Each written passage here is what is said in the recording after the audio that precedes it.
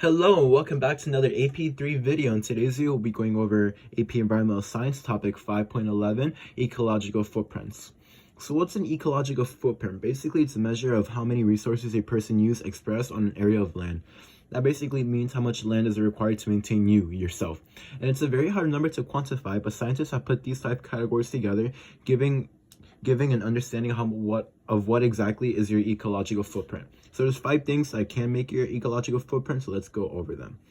So one is the carbon footprint, and it's measured by how much energy you use, and it can be energy such as gasoline or electricity. And 2, it's build-up land. It's gonna be where you live and what type of house you live in. An example could be an apartment or a single family house. 3 is forest, and it's used for paper to build our homes and furniture. 4 is cropland pasture. Basically, we use that for land, and we're going to use certain of cropland and pasture, like a certain type of cropland and pasture. We're gonna use a certain type. And then 5 is fishers. Basically, do you eat seafood? What type of seafood do you eat? And now we're going to go over ecological footprints, compare resource demands and waste production required for an individual. Now, within individuals, depending on the practice that they use, they can have different ecological footprints. All countries will have different ecological differences for many different reasons. Now, developing countries will have a lower ecological footprint than developed countries, and countries going through the demographic transition will increase their ecological footprint. And a country with largest ecological footprint is most likely heavily industrialized and focused on fossil fuels.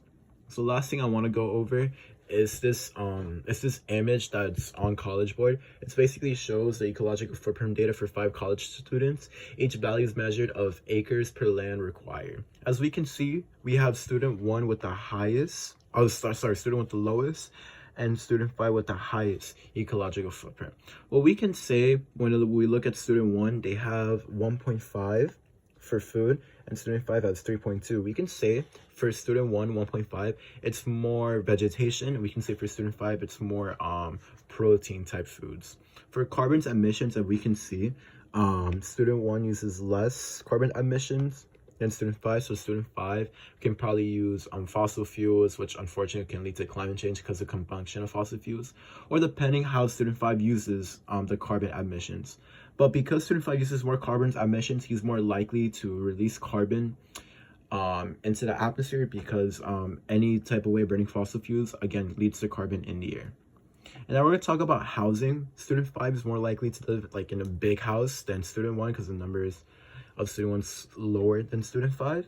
And when it comes to timber and paper products, we can see that student 5 can use a lot of paper, and we can assume that student 1 having 0.5, that they don't use paper at all. This is everything that we need to know for 5.11. This is another AP3 video. Thank you for watching.